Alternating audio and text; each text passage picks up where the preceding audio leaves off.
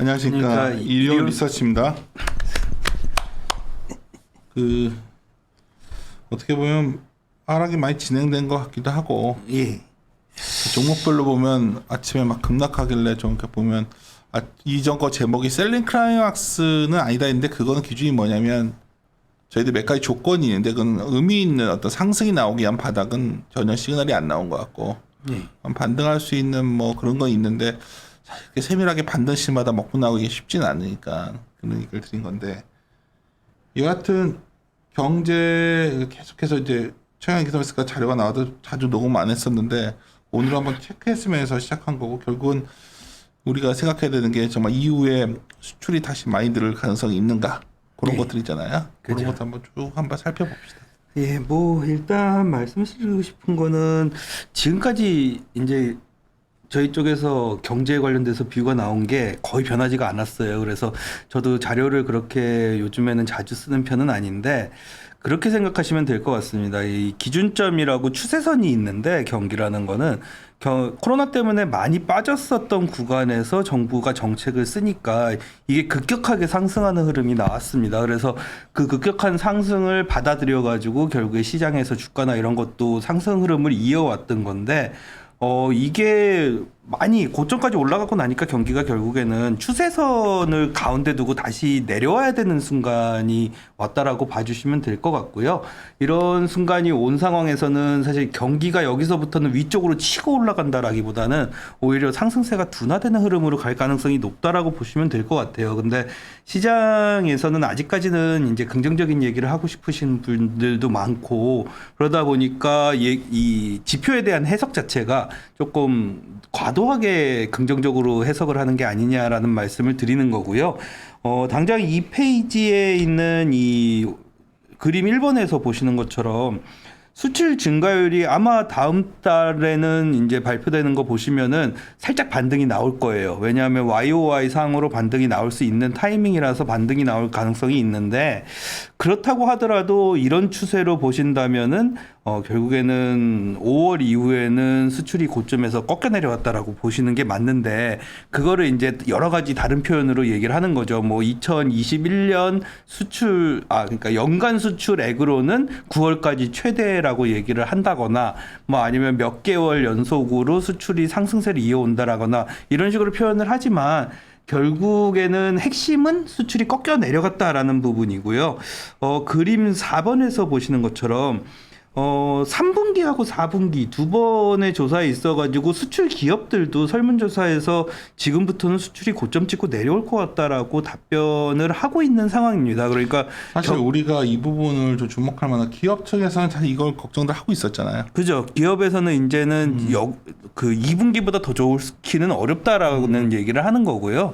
그게 이유가 저희가 항상 이제 PPI가 너무 많이 올라왔다라는 말씀 계속 드리고 있지만은, 그림 5에서 보시는 것처럼 사실 이 두 개가 PPI 상승 요인, 그러니까 비용 상승 요인이거든요. 그러니까 물류 비용이 너무 올라갔다라는 부분하고, 그 다음에 원재료 가격이 너무 지나치게 상승해 있다라는 부분이 기업한테는, 수출 기업들한테는 압박으로 들어오기 시작하는 구간이다, 4분기는 라고 생각을 해주시면 될 것 같고, 수출을 중요하게 생각하는 이유가 그림 3에서 보시는 것처럼 경제 성장 기여도가 2019년, 20년에서 생각보다 높았습니다, 수출이. 그러니까 원래 수출 증가율이 나온 것보다 경제 성장 기여도가 더 높았다라고 생각을 해주시면 될 것 같고요. 그건 물론 2021년에도 마찬가지겠지만은 결론적으로 그렇게 되면은 수출이 YOY로 꺾여 내려가는 상황에서 한국 경기가 그렇게 좋기가 어렵겠구나 라는 생각을 가지고 있기 때문에 이 차트를 넣어드렸다라고 보시면 될 것 같아요. 다음 페이지에 보시면 이게 좀 저도 이렇게 디테일하게 뜯어보진 않았던 부분인데, 그림 6번에서 보시는 것처럼 부가가치율하고 그 다음에 수출 취업 유발 인원이 이 가로 세로 제가 이 선을 해놓은 부분이 뭐냐면은 십자표 만나는 부분이 제조업 기업, 수출 기업의 평균치입니다. 그래서 우리가 화학 기업이나 아니면은 뭐 석유 제품 기업들이 수출을 많이 한다라고 하면은 사실은 평균보다는 그렇게 좋은 상황은 아니다라고 봐주시면 될 것 같고요. 그나마 이제 취업 유발 인원이나 아니면 부가가치 효과가 좋은 건 자동차 같은 애들이 좋다라고 보시면 될 것 같아요. 근데 제가 이 말씀을 드리는 이유 중에 하나가 4페이지에 이제 그림 7번인데 많은 분들이 얘기하시는 것 중에 하나가 이런 말씀들을 하시더라고요. 중국이 중국 경기가 안 좋다라는 생각이 들면은 중국에서 이제 투자 자금이 빠져나와 가지고 그게 한국으로 갈 수 있다라는 얘기를 제가 여러 번을 들었었거든요. 근데 경기가 좋아 보이는 국가 아니면은 중국의 경기를 대체할 수 있는 국가로 투자가 들어간다라는 관점에서 보시면은 중국이 안 좋아지면은 한국도 안 좋아집니다. 중국이 아니면 인도를 사겠죠. 그죠. 인도를 살 가능성이 굉장히 높고요. 인도를 선택할지 우리를 선택할 가능성이 낮지. 그 다음에 뭐 인도 아니라 뭐 다른 나라를 한다라고 그러면은 아마 베트남이나 뭐 이런 쪽이 아니면 안전자산이라고 그러면 일본을 살 가능성이 조금 있다라고 봐주시면 될 것 같고요. 결론 이게 그림 9번 보시는 것처럼 당연한 게 한국이 이제 수출 비중이 줄었다라고 하더라도 결국에 25% 한국 전체 수출의 25%가 중국으로 가고 있어요. 근데 중국 경기가 안 좋아지면은 이 수출이 빠지는 거고요. 이 수출이 빠지기 시작하면은 결국에는 한국 경기에도 타격이 세게 올 수 있다라고 보시면 될 것 같습니다. 그래서 중국이 안 좋은 그림이 나오는 거는 한국 주가에 부정적인 영향을 미친다라고 생각을 하시는 게 저는 더 정확할 것 같아요. 그리고 재밌는 그림이 이제 그림 10번 보시는 것처럼 최근에 이제 2020년 뭐 21년도 마찬가지일 것 같은데 미국 쪽으로 수출 비중하고 그다음에 미국 수입 중에서 한국 제품이 가지는 점유율이 계속해서 올라가는 모습은 나오고 있습니다. 이게 올라가면 올라갈수록 사실 한국 경기에는 좋은 게 자동차 업종이 좋아져요. 미국 수출이 자동차 관련돼 있죠. 예, 미국 자동차 업종 수출이 많기 때문에 미국 경기가 살아나면은 사실 한국한테는 긍정적인 부분인데 최근에 이제 그게 딱 걸려 있는 부분이 저 전기차에 대한 보조금 지급 문제가 지금 걸려 있잖아요. 그래서 약간 모든 것들이 조금 슬로우해지는 구간이다. 수출에 있어서는 라고 봐주시면 될 것 같고요. 그림 11번은 가끔 회사에서는 그리는 경우가 있는 것 같아요. 그러니까 가처분 소득은 뭐 당연히 아실 거고 세금 자기 소득에서 세금 뺀 거라고 생각하시면 될 것 같고요. 이전 소득이라는 거는 보통 메디케어, 메디케이드 같은 거, 그다음에 실업수당 받는 거, 그다음에 정부에서 재난보조금 들어가는 것들이 기타 항목으로 잡히는데 이런 것들을 합친 숫자가 이전 소득이라고 보시면 될 것 같아요. 근데 이 가처분 소득에서 이전 소득을 뺀 수치가 결국에는 그 추가 실업수당이나 아니면은 뭐 들어가는 것들이 이제 재난지원금 같은 것들이었죠. 그런 것들을 뺀 이제 실질적으로 개인들이 원래 벌던 추세를 보시면 될 것 같은데 이게 지금 상황에서는 거의 엄청 많이 벌었다가 아니라 추세에 도달해 있는 정도로 회복이 됐습니다. 근데 소매 판매를 보시면요. 추세를 지나치게 위쪽으로 뚫고 올라가 있는 상황이에요. 이게 무슨 소리냐면 지금까지 추가 실업수당 받았던 거, 재난지원금 받았던 게 소비에 확실히 긍정적인 영향을 미쳤다라고 생각을 하시면 되는데 문제가 되는 거는 지금부터 이러한 소비 패턴이 계속해서 추세 변화로 나타나려고 그러면은 이전 소득이 줄어드는 부분. 지금 재난지원금은 더 이상 안 줄 것 같거든요. 정부에서. 거기에 추가 실업수당은 9월 6일 날 끝냈습니다. 이렇게 되면 되잖아요. 그러니까 우리가 미국의 소비 지출이 늘면 우리 수출은 정말 더 승수 효과로 좋아지잖아요. 그렇죠. 예. 한 1, 2%만 들어도 우리는 몇십 프로 좋아지고. 예. 근데 이제 미국의 소비 지출 상당 부분이 이전 소득에 이긴 했기 때문에 지금까지 이전 그렇죠. 소득이 그러니까 이후에 이제 확 늘어날 일은 별로 약한 거 아니에요. 그러니까 사람들은 이제 코로나 끝나고 나니까 이제 소득이 확 늘 거라고 하는데 그렇죠. 이전 소득을 빼고 난 가처분 소득을 놓고 보면 그렇게 확 늘 것 같지는 않는 게 보는 게 맞지 않아요? 확 늘어난다라는 개념보다 저는 오히려 줄어들 가능성이 높다라고 말씀드립니다. 아니 뭐 줄어드는 건 다음 문제고 네. 시장에서 좀 낙관하는 분들은 미국이 뭐 중국 자꾸 얘기하냐 미국에서 결국은 소비 지출이 늘어나 가지고 사줄 건데 제가 봤을 때는 데이터로 보면 그게 그렇게 가능성이 너무 커 보이지 그러니까 않았어. 이 얘기를 하는 거예요. 그래서 요즘에 왜 자료들 보시면은 네. 그 나오는 것 중에 하나가 왜 구인자 수가 굉장히 높고 구직자는 적으니까 임금 인상이 사이클이 들어간다라는 얘기들 많이 나오잖아요. 그 얘기가 뭐냐면 이 소득이 없더라도 임금은 임금이라도 인상이 돼야지 이거를 설명할 수가 있거든요. 근데 그 나머지 임금 인상 때문에 이런 것 같아요. 최근에 제가 가장 놀라웠던 데이터는 미국의 서부한만에 접안되지 않는 배가 엄청 늘어나잖아요. 지금 아침에 들었죠, 같이. 예. 그러니까 물류가 계속 풀리질 않는 흐름이 나오는데 트럭 운전사분들이 안 하니까 그런 거고 뭐 이런 분들은 임금은 올라가겠죠. 안 하려고 하니까. 그런 임금도 있고요. 저는 개인적으로는 구인자가 많다라는 이유가 2016년부터 차트를 한번 여기는 안 넣었는데 나중에 보시면요. 이민자 수가 급감을 했습니다. 미국으로 들어가는. 그런데 우리나라 생각해 보세요. 요즘에 3D 업종에 한국 사람이 아무리 임금 조금 더 올려준다라고 그래도 일하지 않잖아요. 외국인 노동자들이 일을 많이 하잖아요. 그거랑 동일한 개념이에요. 미국에서는 그런 부분을 히스패닉 쪽의 사람들이 와서 메꿔줘야 되는 부분인데 그 사람들이 모자란 거예요. 그 말하니까 좀 웃겼던 게 뭐 처음에 있으면 나라 오래됐으니까 전에 하여튼 무슨 그 공사를 내가 했었잖아요. 예. 집 있는 쪽에. 갑자기 백인이 있는 거예요. 백인이. 그래서 너무 놀래가지고 이란 사람이더라고. 이란 사람. 근데 우리 동남아 노동자 중국 조선족 뭐 이렇게 생각했죠. 그것도 아니더라고. 근데 더 웃긴 거는 그 일하시는 분 현장 계신 분한테 물어봤더니 뭐 의외로 많대는데. 그러면 이란 뭐 백인 같은 분들. 우리나라가 오히려 그런 백인들이 그런 일을 해주면은 생각보다는 순간적으로 되게 좀 무섭더라고 나는. 이게 낯설어가지고. 요즘에 한국이 근데 조금 잘 사는 나라라는 이미지가 약간은 그래요? 생겼대요. 그래서 뭐 그런 것 같긴 한데 그렇게 보시면은 이제 급여는 그렇게 저는 올라간다라는 생각은 잘 안 들고요. 오히려 그림 15번 보시면 것처럼 뭐 안 그래도 내가 요번 자료에서 예. 요 그림이 가장 포인트. 이거 보면 이제 빚내서 소비하지 않으면 안 된다는 얘기 아니야? 그렇죠. 지금까지는 재난지원금 이거 받은 딱 거 갖고 보니까 샀는데 그렇다 보니까 이거 뭐 이제는 빚내서 있어야 그 예. 일부에서 낙관하는 소비 지출이 올라온다는 얘기인데. 그러니까 이게 일단 리볼빙 항목으로만 보셔도 코로나 이전 수준이잖아요. 그러니까 진짜 코로나 이전 수준으로 모든 수치가 돌아왔다라는 거를 보시면 될 것 같고요.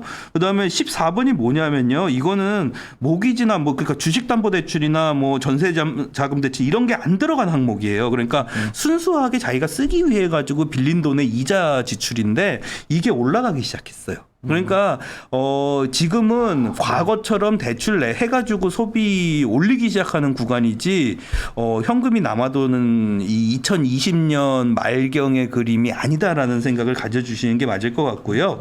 그림 17에서 보시는 것처럼 자산 가격도 사실 올라가는 것도 정도가 있거든요. 그래서 지금 상황에서는 자산 가격도 상승을 그렇게까지 기대하기는 좀 어렵지 않느냐. 라는 말씀을 드리고 있는 거고 ISM 부분에서는 저는 사실 그림 20번 때문에 이거를 이제 썼는데 재고를 자꾸만 이 고객 재고를 보여주면서 재고가 적으니까는 재고를 늘릴 거다라고 말씀하시는 경우가 서베이 있어요. 지표인데 왜 이거 갖고 얘기하죠? 그러니까 저도 그걸 모르겠어요. 이건 서베이요. 서베이 설문조사한 예. 건데 뭐. 이거는 완전 설문조사라서 그리고 원래 이거 항목이요. 긍정, 중립, 부정이거든요. 근데 중립도 긍정으로 넣어서 계산을 해요. 자료에 그렇게 쓴 애들이 있어요? 예, 자료를 제가 본 적이 있어가지고 그래요? 그 말씀을 드리는 거예요. 그래서 이런 ISM 제조업 지수의 재고 항목은요, 제조업 지수 산정에도 안 들어가는 항목이고, 보시는 항목이 아닙니다. 일반적으로는. 그러니까, 만약에 재고가 있냐 없냐를 보시려면은 그림 21에서 보시는 것처럼 제조업 재고를 보시든지 아니면 그림 22에서 보시는 것처럼 기업 재고를 보시는 게 맞는데요. 재고 많이 올라왔네요. 예, 재고가 이제는 원추세로 복귀했어요. 그 얘기가 뭐냐면은 이 원추세로 복귀를 만들기 만들기 위해서 나타났던 게 그림 23, 24입니다. 그러니까 공장 가동률을 올리고 산업 생산을 위쪽으로 끌어올렸어요. 그러면서 생산을 만들어내 가지고 제품이 생산되니까 재고가 올라온 거죠. 근데 지금 상황에서 근데 왜 재고가 이제 항만이나 이런 데 줄어들, 그거는 사실은 지금 항만 문제나 아니면 컨테이너선 문제, 그런 것들이 조금 겹쳐 있어 가지고 원활하게 안 풀리는 부분은 분명히 존재해요. 근데 그거는 그쪽에서 해결이 되면 바로 과잉 재고 얘기 나오는 그게 이제 거거든요. 나도 이제 많이 질문을 받는 게 이제 여기 우리 반도체 담당자랑 내년에 오버 서플라이 이슈를 얘기하면 이게 무슨 오버 서플라이냐 하는데 이게 많이 찍어낸 거라니까요. 그래서 이게 지금 그래서 그거가 사고는 오버 서플라이 이슈가 나오고 있는 거는 이미 3, 4개월 전부터 얘기가 나오는데 이쪽도 마찬가지네. 그러면 그러니까 항만 적체 이런 건 있지만 재고들은 이미 쌓아놓은 거네. 대부분의 기업 재고 문제에서는 이 당장에 이 그림 20에서 재고 수치를 보시면요, 생산하는 애들은 재고 지금 50 이상이라고 다들 얘기를 하고 있는 상황이에요. 그러니까 재고는 많이 늘어나 있는 상황이라고 보시는 게 맞을 것 같아요. 그래서 결론적으로는 그림 25 보시는 것처럼 산업 생산은 먼저 꺾이기 시작했고요. 당연히 이건 YOY 성장률이니까 지금 그래도 기업 재고는 계속해서 올라가던 상황이었는데 한 8월 정도부터는 산업 생산 꺾인 거 반영했을 때 한 8월부터는 고점 찍을 것 같다라고 말씀을 드리는 거고, 거기서부터는 재고도 더 이상 그렇게 빨리 늘리지는 않는 사이클로 들어갈 거다라고 보시면 될 것 같아요. 그래서 전반적인 그림 자체가 지금의 수요 확대 속도를 절대로 따라가기는 어려운 구간이다라고 봐주시면 될 것 같고, 그렇게 된다면은 결국 우리나라의 기업 입장에서도 수출은 여기서부터는 그렇게 긍정적으로 보긴 조금 어렵다라고 보시는 게 맞을 것 같아요. 우리가 수출의 GDP 기여도가 되게 높았잖아요. 예. 지난 2년간. 그러니까 저도 고민스러운 게 주가로 보면 좀 빠진 것 같은데 예. 또 올해는 나중에 우리 뭐 최강 이코노미스트랑은 오래됐고 같이 뭐 이것도 준비하고 있을 거는데 그냥 우리가 봐왔던 것과 다른 게 집약돼서 막 집중해서 일어나고 온도차가 너무 크다 보니까 이게 참 어렵네요. 그리고 기업들도 당연히 이러다 보니까 섹터 담당자들도 오늘 아침에도 이제 제가 이제 모 애널한테 언제 그런 코스트 내년 이익 반영, 내년 1분기부터 반영한다는 거 아니야? 지금 다 그렇게 얘기하잖아요. 그러니까 이거 저는 그걸 계속 다그치는 스타일이니까, 왜냐하면 그럴 수밖에 없는 게 지금 올라온 걸 바로 이렇게 넣기에는 또 그렇고. 그죠? 그래서 특정 업종을 고르시는 경우는 가능은 할 것 같은데, 그런 부분은 제가 이제 전에도 방송할 때 말씀드렸던 것 같기는 한데, 10월 18일에 부채 한도 이슈가 아직까지 되고 있고 지금 미중 무역 갈등 불거져 있는 상황에서 11월에 FOMC 어떻게 나오냐를 기다리고 있으면은 적어도 10월 18일 이전에 굳이 빠졌다고서는 여기에 발을 담글 이유가 있느냐라는 거는 저는 의문이거든요. 사실 보면 이미 주의 포지션이 높은 분들이 문제죠. 그러니까 그건 또 근데 부채 한도 얘기 나온 김에 이것도 굉장히 좀 이게 만약 그 안에 처리할 수 있나요? 민주당 단독으로 10월 18일 안에? 부채 한도만 단독으로 올려가지고 처리하기는 좀 어려울 거예요. 시간은 될 수 있다는 얘기가 있던데. 시간으로 치면은 요번에 왜 임시 예산안 넘겼잖아요. 그것처럼 뭐 상원 하원에서 손잡고서는 하루 만에 넘겨버리는 경우는 가능한데 사실 요번에 딱 하신 거 보시면 아시겠지만은 부채 한도 떼고서는 임시 예산안만 올렸잖아요. 이거 둘이 붙여서는 부채 한도가 들어가 있으면은 상원에서 예산 조정 절차가 불가능하다라는 거예요. 그러니까 지금 민주당 진보파들이 요구하는 수준의 사회 복지 예산을 안 해주면 다 통과될 거 아니야, 공화당에서. 그 정도 아니에요? 그죠. 그러니까 생각을 그렇게 어느 정도야? 공화당이 지금 어그리하는 수준은? 난 모르겠더라고. 지금 하도 바뀌니까. 뭐 1조 달러는 어글입니다. 그건 무조건 통과한다고 보시면 돼요. 3조 5천억인가요? 그거는 거의 한 1조 5천억 수준, 2조 밑으로 내려야 2조 언더로 내려야 될 것 같아요. 그래서 이건 그거는 민주당에서도 너무 세다라고선 얘기를 하고 있는 상황이라서 더군다나 그쪽에 들어가 있는 대부분의 자금 집행이 비용 상승이나 아니면은 자금 집행이 효과가 일찍 나오기는 어려운 정책들이거든요. 근데 이 상황에서 굳이 그거를 써야 되느냐라는 얘기가 나오는 거죠. 코로나 경기 방어는 1조 달러면 충분하다라는 얘기를 하고 있는 거고요.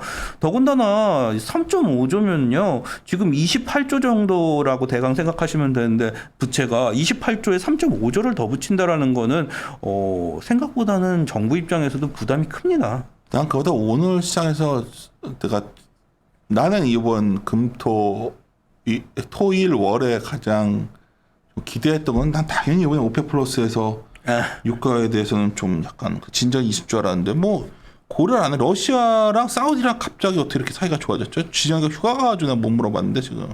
뭐 저도 사실은 뭐 그러니까 어떻게 사이가 유가도 좋아졌는지는 그렇고 모르지만은 또 하나는 왜 내가 물어보냐면 진짜 바이든 내 주말에 여기 서점에 나온 책이 하나 있는데 중국에 대해서 네이버 재단인가 어디서 나온 책이 나중에 한번 내가 보내드릴게요. 이제 주말에 연휴에는 좀 이것저것 자료 좀 봤는데 바이든이 생각보다 정말 그 시진핑 정부에 대해서 굉장히 부정적인 것 같아요. 아니 근데 그건 그렇게 생각하셔야 돼요. 원래 그 민주당은요.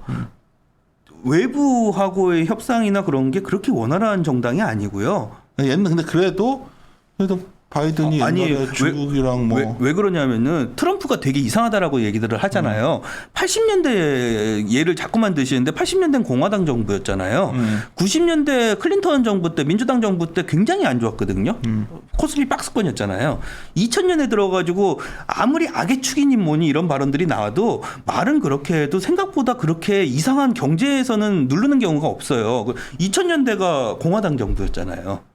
아니 근데 하여튼 그거는 나도 억울히 하는데 그러니까 당신이랑 뭐 그 아이들인데 그러니까 시진핑에서 정부에 대해서 상당히 공격적이고 영화 그 인생이란 영화 알아요? 장애모에 안 봤죠? 안 봤어요. 그거 보면 중국 사회주의 이런 얘기가 좀 나오는데 여하튼 그 바이든 정부가 그래서 여기 말이 횡설수설하네. 아니 우리가 원래 올해 중호랑 다 신종 팀장이랑 관세는 낮출 거라 했었잖아. 이거 나가야 된 거 아니야 지금? 관세 내가 보기에는 이거 관세를 낮추기는커녕 낮추기 어려울 것 같은데. 이것도 물건 나왔어요. 왜냐면 원래 그 소득세랑 법인세 올리는 거는 왜냐면 그 회사 자료 보면 다 텍세이션 이슈를 적어낸다고 이렇게 해놓고 그래서 문장 보면 이거는 관세는 약간 우호적으로 변할 거라고 다 적혀 있었는데 이거 완전히 어제자로 나가야 된 거 아니야? 그러니까 시장에서 나스닥이나 어제 이런 거 보시면은 시장에서 생각보다 이건 큰 쇼크를 받아들이는 것 같아요. 그러니까 오히려 사실 많이 보도는 안 되는데 관세 이거랑 중국 관련해서 유가 이 두 개가 코스트 부분을 또 자극하는 게 나왔기 때문에 그러니까 2018, 19년에는 그나마 법인세라도 낮았었는데 그러니까 이제는 법인세도 높고 그 2018년, 19년처럼 미중 교육도 안 되는 그 상황 들어갈 수 있거든요. 알겠습니다. 아이고 하여튼 또 뭐 세미나 갑자기 요청 온 게 갑자기 날라와서 갑자기 뭐냐? 알았습니다. 마무리 짓고 빨리 가야겠네. 예, 마무리 짓도록 하겠습니다. 예, 갑자기 급히 끝내서 미안. 문자가 와가지고 지금 함께 고민하시죠.